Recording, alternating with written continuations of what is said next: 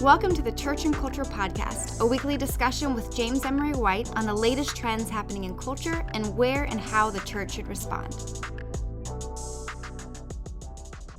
Well, thank you for tuning in to today's episode of the Church and Culture Podcast. I'm Alexis, and every week I talk with Dr. James Emery White about some pressing cultural trends and stories that are worth, I would say, dissecting just a bit in order to really understand contemporary morality and thought. So the goal here is that we can ground them in a Christian worldview so we can understand their implications and how a Christian might respond to what's going on. So today we're going to take that dissecting scalpel to all things related to cancel culture.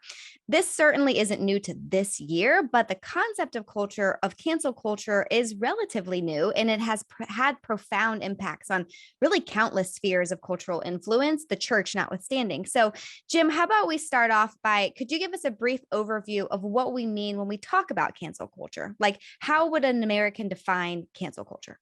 I smile because I just read recently a Pew Research Center, which is the survey was all about what do Americans believe cancel culture is. I mean, that's one of the debates about cancel culture is that we're not sure what cancel culture is. And so we're canceling each other over the definition of cancel culture. Is it accountability? Is it some type of punishing people unjustly? Is it, mob kind of justice? Is it censorship? Is it, what is it? And you kind of have two different sides of it. One side just is decrying cancel culture, like you're taking away my freedom of speech and all this kind of stuff, and you're not letting people just talk. And the other side is saying, look, there has to be accountability and things for what you say. And so you have these two different ideas about largely two different ideas. And it's even more split down from that in terms of what we mean by cancel culture. And usually it often divides on whether you think it's good or whether you think it's bad. And so those who think it's bad tend to use the phrase cancel culture. Those who think it's good tend to say, no, it's just, good old fashioned accountability or something like that. But the bottom line is, it is the effort to block someone from their platform or remove them from their career. And it is, some way, shape or form, silence them, not give them a platform or a career by which to say anything else of like manner, of whatever it was that was offensive or considered, wrong or politically incorrect or whatever word you want to use, again, depending upon where you stand on this. But it is dramatic. It is, again, it is blocking them from their platform, blocking them from their career. Now, if I'm not mistaken, I know the idea of cancel culture is such like a buzz topic nowadays. I feel like it's all over the place, but it is relatively new, this trend, right? Like, when did cancel culture become a thing? Was there like a moment or an event that marked it? Well, in terms of the phrase cancel culture or canceling somebody, that came out of the 1980s from the world of singles. And when you canceled somebody, that meant you broke up with them relationally. You weren't dating anymore. So that was a phrase that started to get into the vernacular, and it grew and it grew and it grew outside of the dating realm into just where you would not cancel someone in terms of we're not dating anymore, but it became to where you would cancel someone in a larger sense of the word. It really took on, obviously, a life through the internet and particularly social media, which means that it didn't really take root until, at best, the late 1990s, really in the 2000s, and really in the last 5 years, 3 to 5 years, has it really taken off in terms of kind of a self-aware thing that is happening in our culture. But the whole idea is that anyone can go online and call someone out or summon others to call them out. And so that is a relatively new phenomenon that has been afforded by social media. I want to come back to social media in just a second, because I think there's more there that we can talk about in relation to cancel culture. But in preparation for today's conversation, I was trying to think back on, for those of us for whom cancel culture has not always been the way that we handle conflict, I was wondering whether the rise in cancel culture may in some ways be a response to some type of maybe discontentment that we felt with regards to how we previously dealt with conflict. Like, if it's not something that we invented, but it's something that we're responding to, like, is the extremity of cancel culture an indication that the previous methods of disagreement or conflict management were unsatisfactory, and that's why we're turning to cancel culture? That's a really good question, and I want to try to give it a kind of a multifaceted answer.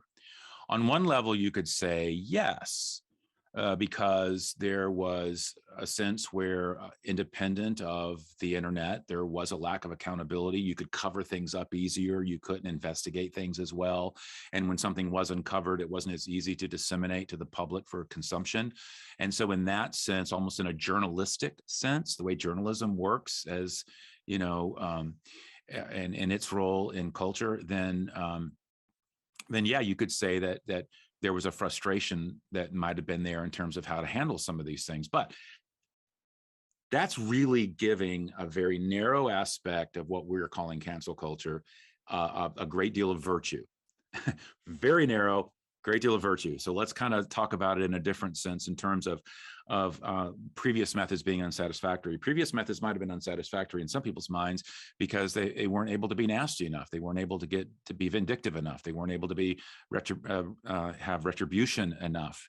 And so there is a sense to where no, I want to lash out. I'm angry. I'm mad. I want to do something. I'm gonna, and that is very much something of the last 24 to 36 months that has erupted. We've had an anger culture, which we've talked about on this podcast. We had a whole thing on anger that I would encourage people to listen to. But I do think that there is a sense where that anger culture, where we've given in to anger, it's like we have been frustrated maybe at times that we're not able to vent our anger enough because we want nothing but blood, and we want payment, we want punishment, we really want that, and it's not attractive. And so as a result, there is a sense to where people might have been unsatisfied in the past because they weren't able to get the pound of flesh they wanted against the people they were angry against. And so cancel culture gives them a sense of satisfaction they didn't have. It's like, I really did this person harm. I cost them their job. I got them off that platform. I made everybody think poorly of them. They did this one tweet or this one statement, and I was able to just destroy their lives. Or we were able to destroy their lives. Now, and another thing too that I would add, because I mentioned this as a multifaceted thing in terms of satisfactory, I hope this isn't too far afield for this conversation, but there is a change in our culture and how we deal with disagreements that is profound, that has happened over the last, in my lifetime. Okay, I'm old enough to say that in my lifetime I've seen this change, and that is that you take a small typical town in America. And there was a sense that there was this interdependence upon each other. Farmer John needed this guy who could repair his tractor, and this person had the one with chickens that I needed to get eggs from, and the general store was the one that we all bought from. And when my house got injured or I needed to have a house raising or something, I knew I was going to need neighbors to help me.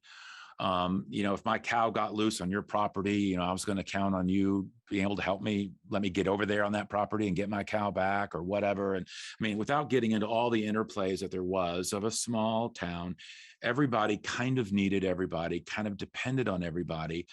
And there wasn't a sense where you overlooked wrongdoing, but there was a sense where you overlooked petty things, because it was like, okay, Fred and Bill may have gotten mad at each other over something, but Fred knows he needs Bill, and Bill knows there's going to come a day where he needs Fred. And so it's like, okay, we can't let this just be an impasse. We can't let this just be angry. We can't just let this be, we're not going to talk to each other. Our town is too interconnected. Our community is too interconnected. We're going to need each other. And so we've got to work it out to a degree of at least that level. That's been lost. In an increasingly, online community, global network, everybody on my street, I can kind of say, screw you. It doesn't matter, because I'm not dependent upon them. And I can be as nasty as I want to be. And I don't have to, I'm not going to need you. And I'm not dependent on you for just the basic life and this basic function of my economic world or my relational world. And that's dangerous when we no longer have that kind of community that has that built-in level of accountability. And I think the internet just put that on steroids.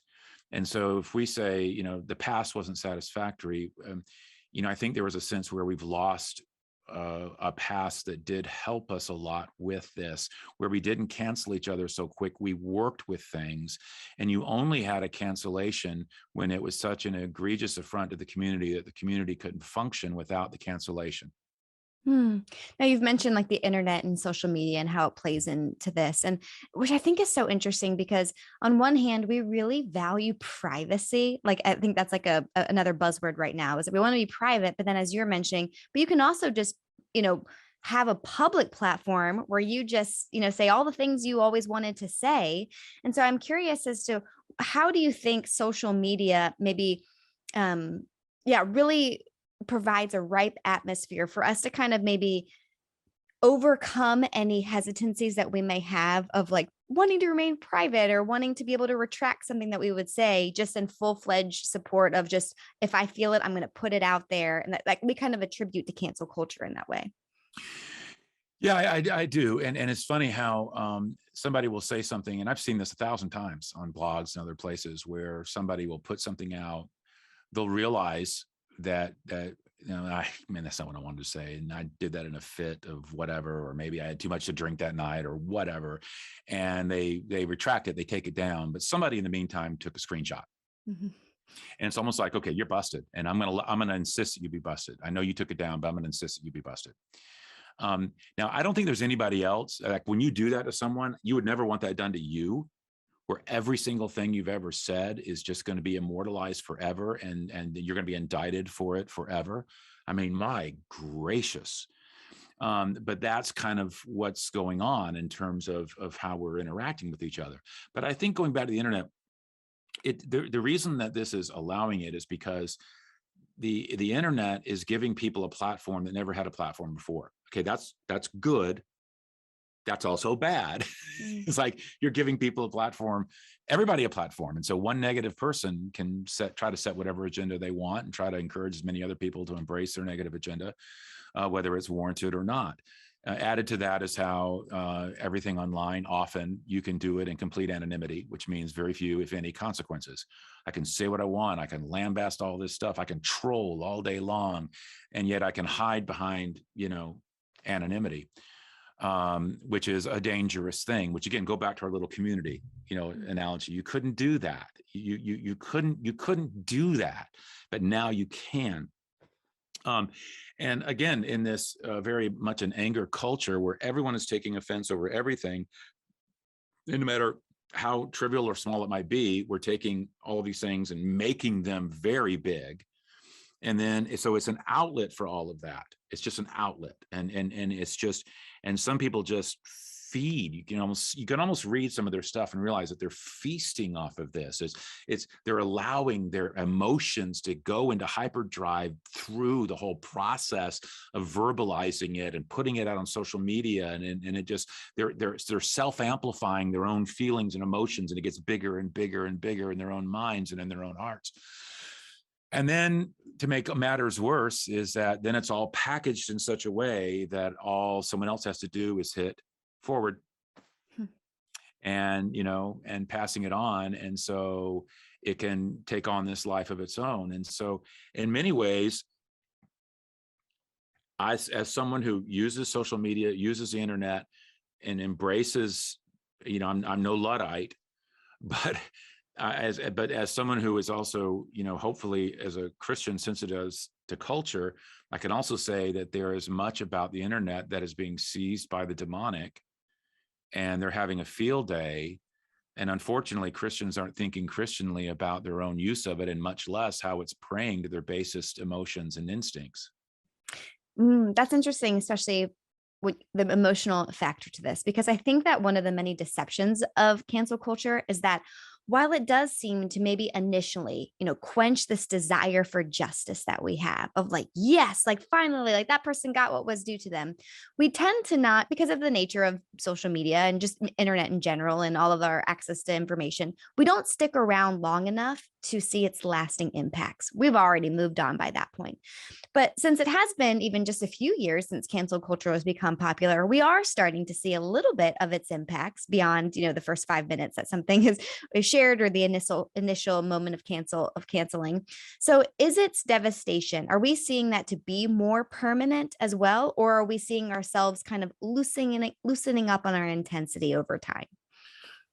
Yes. Okay. It's one of those questions. I mean, it really can. People can have their lives devastated. And there is, and I have sensed in some of the things that I've read, a real callous disregard. Oh, he lost his job. Good. He deserved it. Whoa, whoa, whoa. I mean, you're talking about a person with a spouse and maybe children and a livelihood and a life destroyed.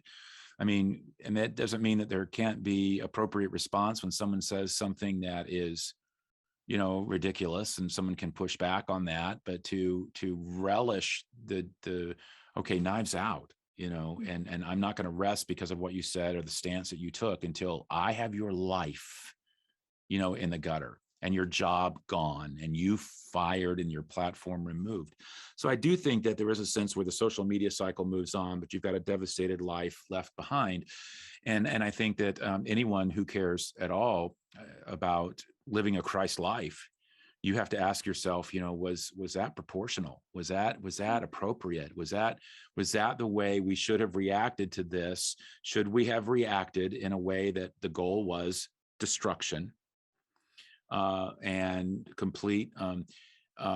You make sure that any sense of someone looking at their character that is thoroughly assassinated, and we've really blown this up to be a holistic picture of their life. And have we thought at all as Christians about, okay, was that Jesus-y? Is that the best way to do this?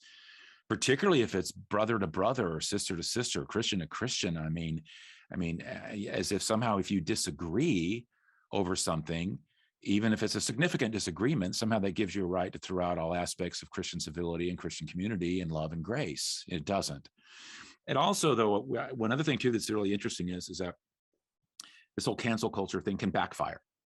In other words, it can do the exact opposite of what someone wants. For example, it's been interesting for me, and I was reading actually about this morning. J.K. Rowling has, for the last several weeks, if not months, has taken a lot of heat, particularly in the UK, for her stance about all things trans. Mm-hmm. And she's taken a very conservative stance that, your biological sex at birth, that's what you are.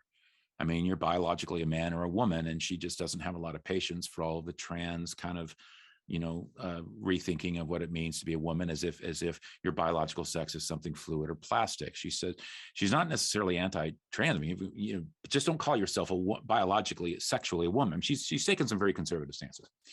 Well, the cancel culture, if you will, came out in full force, wanting, to somehow nobody to buy her books anymore, to make sure she doesn't go, to make sure that there's protests at every Harry Potter event so she doesn't get invited. And there was whatever it was, the 25th anniversary I can't remember what anniversary it was. And they had all the actors and actresses there and everybody but J.K. Rowling, which was comical. She's the one that created it, but that's what was happening. So she was being attacked, and people were trying to almost remove her, separate J.K. Rowling from Harry Potter because they loved Harry Potter, but now they hate J.K. Rowling and her stance.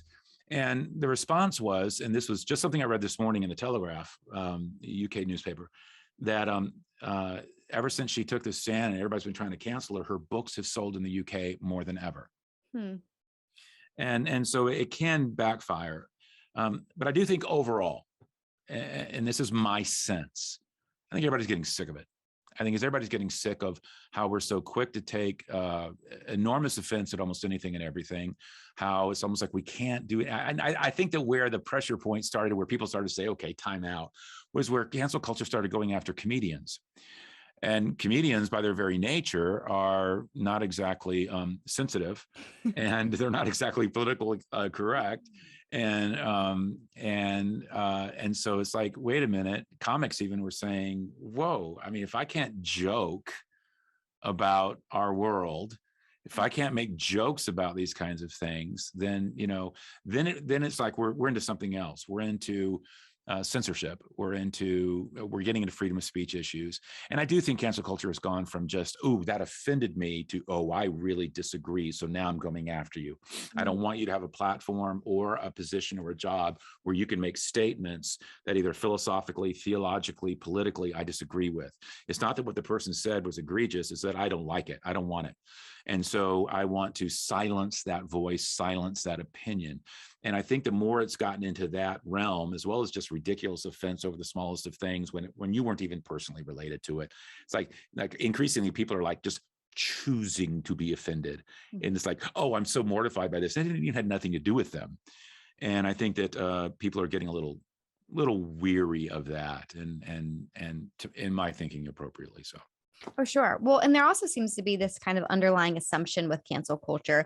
Like if you're going to completely silence somebody, you're essentially saying that like people just can't change, right? Like nothing that you would produce moving forward or any thought that you would have could be redemptive. That they can't be redeemed in because of a previous decision or thought or whatever. We can talk in just a moment, kind of like a Christian perspective of that. But I'm thinking of this from a secular culture because I see a lot of tension here between this, what I would say is kind of the more prominent philosophy that, within our secular culture, that humans are inherently good, right? Like we're not sinners, we're mistakers. We don't like to feel like, I don't know, there's inherently something broken with us. And yet we have this irredeemable sentence of cancel culture coupled with a general optimism about humankind. Do you feel that tension, or I think there's a word for it. I think it's hypocrisy. Okay. And let me bridge off of that in terms of something that comes to mind. On all sides, and this is very painful for me, and this is very concerning to me, but I just see across the board in our world a gracelessness, a legalism, and intolerance.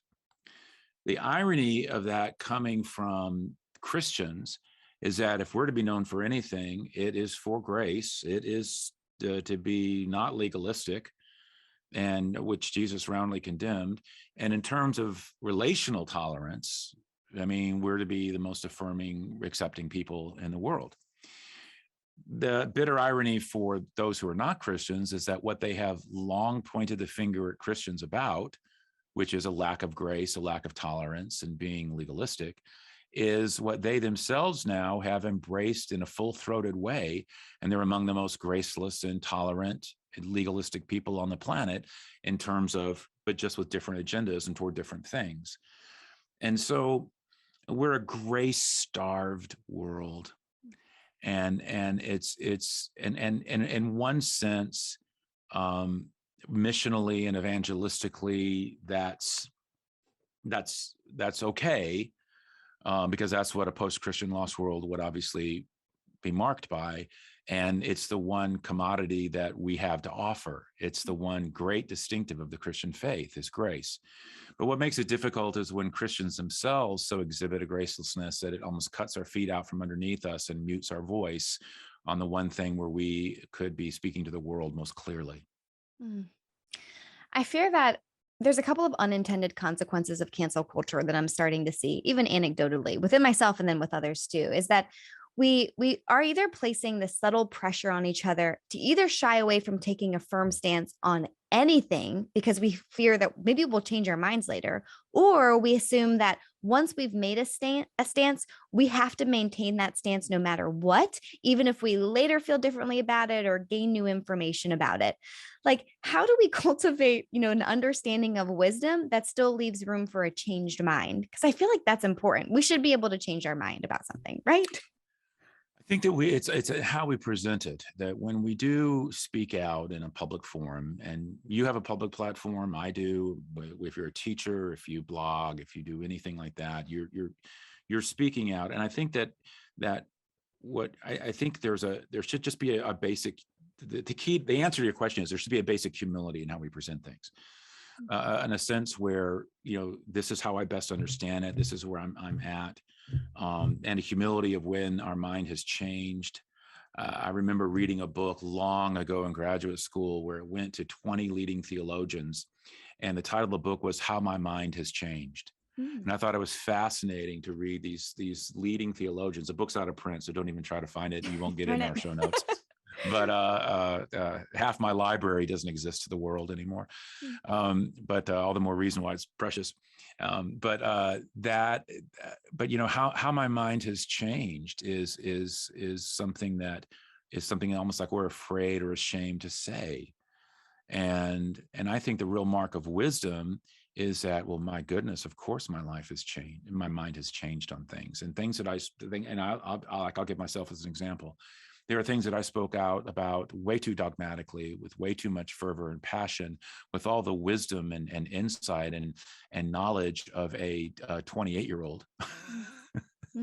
I'm sorry, all you 28-year-olds, but when you look back on your life, it's like with me, I'm 60. You realize that it's not that your convictions are any less settled or that your view of biblical authority is any less, but you realize that you learn, you grow, your mind, your thinking expands. You see things are particularly as you go through life, that are the applications are often less wooden, even if the eternal principle is there. And so I do think that there needs to be a place where we allow what real wisdom is that you're continually learning, and what you've ever offered has been through humility, so that when you come back to it and you say, I think that my views have changed a bit here. It's not something that is a scandal as much as it is an ever-growing, evolving relationship with Jesus, and knowledge and learning and reflection and thought and prayer. And I hope that some of my views are at the very least deeper, and convictions are at least deeper and more, widely understood at my age than they were 40 years ago. And what if we gave other people that same courtesy, to give them the time to mature? That would be a beautiful thing. Well, and it's like when people say, this is something I'm really going afield here, but I just thought of this. There's a big movement now that's part of, it is related to cancel culture, where people will look at an organization and say, and really critique them, like, you can't really trust that source because 300 years ago that organization did this. Yeah. Embraced slavery or did this or had awful things with women. And so it's like that's the heritage of the person you're listening to or the organization. It's like that's not the best way to make a contemporary assessment. I mean, it's not that it's irrelevant. It's just that you need to ask yourself, okay, I mean, was there repentance along the way? Was there a change of view? I mean, was there repudiation of these things? And I mean, you have to give people the ability to go on that kind of journey.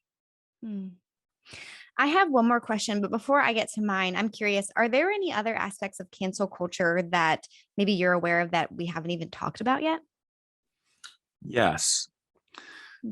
When we think about cancel culture, we think about a group of people uniformly offended going after the silencing of an individual. And in the name of, and I don't mean that, I'm not trying to make this sound as pejorative as it sounds, but in kind of a self-righteous way. What isn't often talked about is a self-imposed cancel culture, where an individual goes after the silencing of a group that might speak to them. And so there's a sense where now, and Cass Sunstein wrote about this, where we now live in a world of the daily me, where I only follow the sports teams that I like. I only follow the news feeds that I agree with. I only read the blogs that affirm choices I've made or predispositions that I have. If I research something, I'm going to sites that I'm pretty confident will tell me what I want to hear.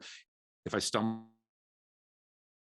it's to just trying to find everything I can to discount what I just read, because I have a certain thing, a voice that I want to affirm. I've got the daily me.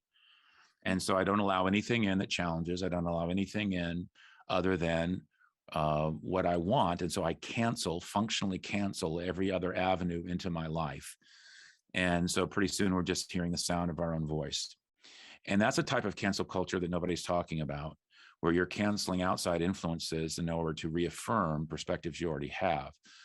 And I think that's behind an awful lot of the misinformation floating around. I think it's behind a lot of the conspiracy theories. I think it's behind a lot of the crazy that we've got. I think it's behind a lot of the polarization that we have between various sides, and the politicization of everything. And it's like, if you've got, and again, I mean, I'm an equal opportunity offender. It's just as bad to have MSNBC on all day as it is Fox News on all day. I mean, you're getting a perspective, but trust me, it's a perspective. Mm. And a Christian rises above those. A Christian rises above left, right, Republican, Democratic, and even in some sense, what is considered conservative, because conservative now, I mean, like if I might consider myself conservative, but now there's so much stuff thrown into being conservative that, it's like, whoa, maybe I need to rethink what term I use, because I am conservative, but you're throwing a whole bunch of, other stuff into that. But I think a Christian rises above all of that. And it's like, I don't fit into a neat, tidy box. I'm a Christian. And also I take things in from a wider range, because I'm trying to study culture and understand it and bring Christ to bear on it. And so I do think that the flip side of cancel culture is where you're canceling anything that would come into your life or thought that you just, quite frankly, don't want to hear. And can be terribly unhealthy too. Now, don't get me wrong. There's certain influences I don't think any Christian should allow into their life. And that are just unhealthy. And there's a lot that I think Christians are taking in right now that are unhealthy. I mean, it's making them more angry and more polarized and more all kinds of stuff, and fed a warped theology. But by and large, it's just where we want to hear the sound of our own voice, and that's dangerous.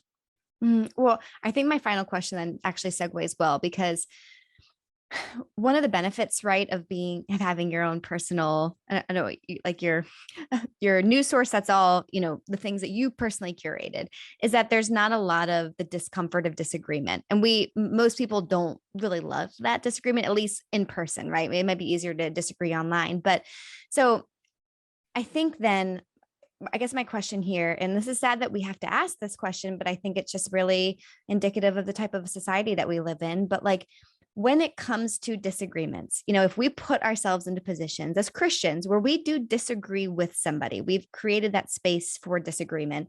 How can we disagree with somebody without feeling the need to cancel them? Or are there certain disagreements within the church that deserve, quite frankly, this type of heavy-handedness? Well, let's talk about where there is a need for separation. There is a need for some type of break. The Bible talks about this in Titus, where it says, warn a divisive person, and if they persist, have nothing to do with them. In other words, this is a person who brings division into the church, constant division, unnecessary, harmful division over things that are over tertiary matters, or just whatever it is, creating suspicion when it's not there, and such. And so Titus is very clear. Warn them once. If they persist, have nothing to do with them. I know that sounds harsh, but I didn't write it. And so you also have, like where Paul says in writing, he says, so let me see if I've got this right. You've got a man who's living with his daughter-in-law he was having sex with, or something like that. It was all this kind of crazy. Stepmother, I think. Yeah. His mother. Okay. Yeah. His mother-in-law. And like the church was like turning a blind eye to it. And okay. And Paul says, no, if they refuse to repent and end that, they're to be removed from the church. I mean, and this is a discipline matter. This is an integrity matter.